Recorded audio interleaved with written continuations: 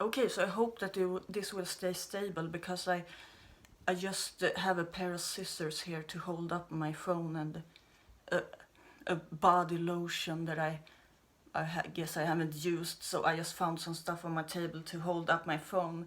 I find that it's easier if I don't have to hold my phone while I record. But I'll see about it. And we'll see how far I get with, the space being a bit limited on my phone. So, now I'm gonna try for once to create a video, and I have some notes so that hopefully it will be a bit more organized. And this video, in this video I'm gonna talk specifically about my studying and being back in school, so to speak, because I feel like, I could be talking about other things like medication, but it's better to sort of, to get a bit more order. So this video is going to be about my studying and being at school, and maybe then I'll do some updates on the medication and other things. So yeah, the last video, I did post some from December, but otherwise it was, I think my birthday vlog was the last time you saw me, or the newest video, and that's obviously many months ago. So many things have happened, and like I said, I have in my I talked about how much anxiety I had over getting older and things like that. And so I think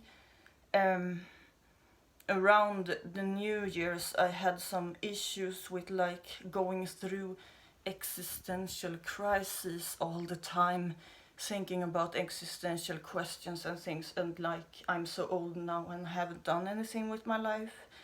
And that's something that I felt for many years, but of course it changes a bit when you get into your 20s, and the expectations, and always you have all these years adding up more and more.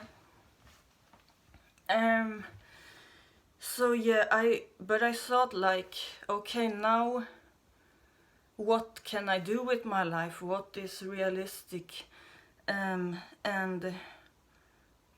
I mean, getting a job isn't really realistic. Absolutely not. Not even going to higher studies like university and things like that. I don't think that's realistic. But I guess I don't know who made me do it. I went to sort of a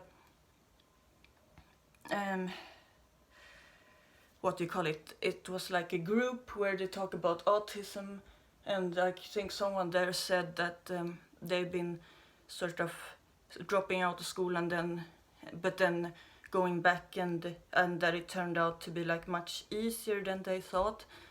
And yeah, different people had said that they had went back to school and that it went all right. And so I guess in the beginning of this year, it must have been 2022, I started to consider that, because that's one of the few things I could do realistically, was in some sense not go to normal school, but in some sense get an education, because I need to get somewhere in life, I guess. And I just want something to do. I don't want to have to think it's people think if you can do anything, isn't that great? You have all this freedom, I can decide every day what I should do. But at the same time, it's so much work for me mentally to try to figure out what to do. And I felt actually I've been the most happy in life when I've had some structure and some routine, and someone else tell me what to do, essentially, not having to figure it all out by myself. So I thought maybe I've been trying to hide away or avoid school for so long because of my negative experiences as a kid. And but maybe what I need is actually to get back to sort of having someone to tell me what to do, rather than just having to figure out it on my own and then end up not doing anything because I don't know how to prioritize. So yeah, what am I saying? These were some of the reasons that I guess I thought maybe I should go back to school. And it was a while ago. I don't remember exactly how it happened. My mom had been encouraging me for quite some time that I should go and start studying something, and for many years I just dismissed it. And like I said before, but if you haven't seen those videos, like I dropped out of school when I was 14. That's pretty young, and so it was almost a decade ago. I'm 23 right now, so for almost a decade I just didn't want to go to school because I don't know if it was trauma or something, but it's just the thought of going to a physical school was terrifying me. So I don't know what you call that, but I was scared, and I dismissed it. But then I thought, what have I got to lose other than more time and more years that I already lost? It was a matter of telling myself that things aren't gonna be great, but you got to choose between like what's the less difficult option. And I think the less difficult option was to go to school, because as hard as it may be, it would be harder on me to know that I wasted even more years, and emotionally it would be more difficult to deal with that. So as hard as school might be, I thought, okay, I gotta do something. So that was a bit rambly, but to summarize, I just felt like one of the main reasons that I decided to do it was, because it was like the one option I saw. I mean, it's what normal people usually do. They either work or go to school, and like work isn't realistic, so school was, I guess, the natural option.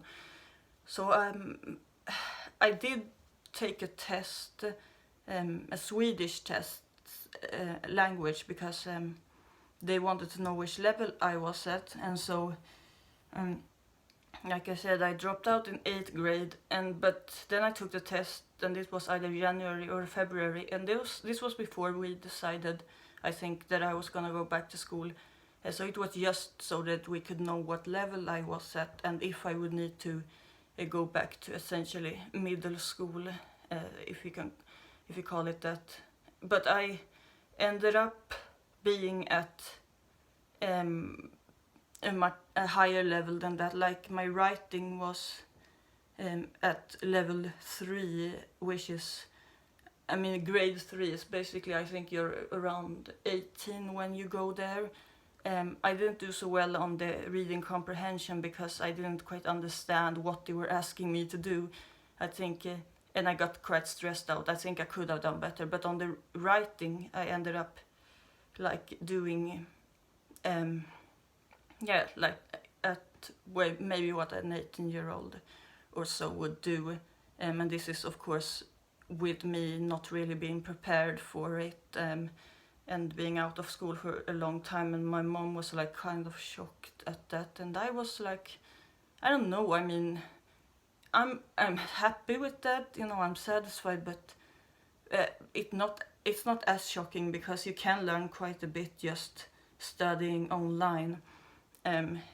It doesn't have to be at school, and I think I just learned all of this on my own, and it probably helped me a lot that I wasn't forced to learn it. I could just do it at my own pace and let my own interest and curiosity guide me.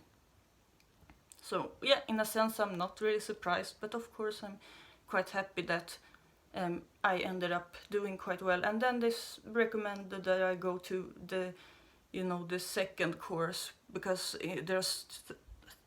there are 3 courses in Swedish, and it's called gymnasiet in Swedish. I don't know how you translate that, but essentially I think you're like 15 to 19 often when you go there, and it's like secondary school. It's not mandatory or anything.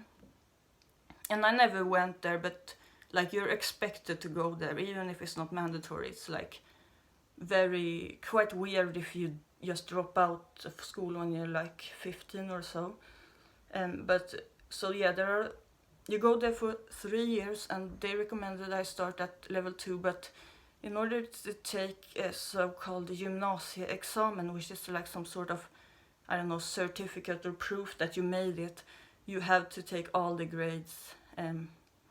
So I decided to start at grade 1, so that maybe one day I can, and this, I don't know when it would happen, but maybe I can take this gymnasieexamen and be like, look, I did it.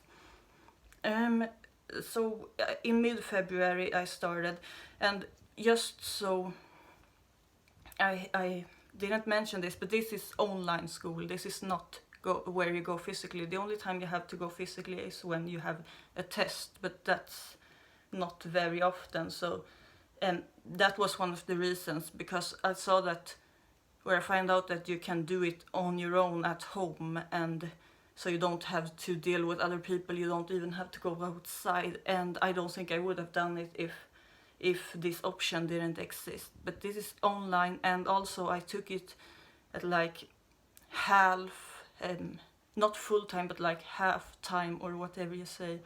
So it's a bit slower than it would be otherwise. But I felt like that was necessary. I can't really spend 8 hours a day studying on my own.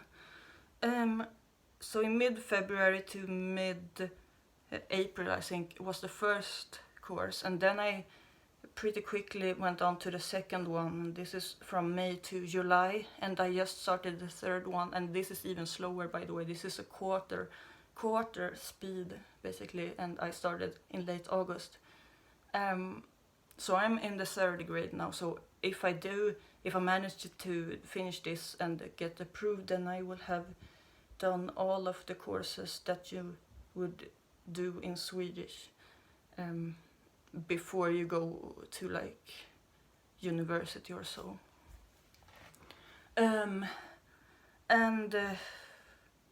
Yeah, this video of course got a bit long, but at the same time it is quite a long story. Like I don't know, there is quite a bit to tell, but I think I will actually do a pause here and upload a part 2. Yeah.